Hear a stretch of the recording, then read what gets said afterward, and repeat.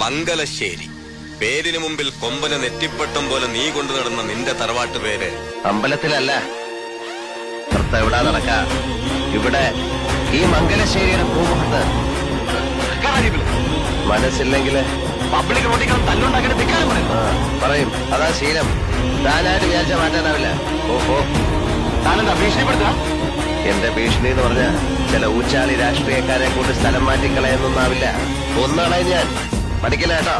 പുതിയ ആളായതുകൊണ്ടാ. ഇവിടെ ചോദിച്ചാ മതി. വാടാ.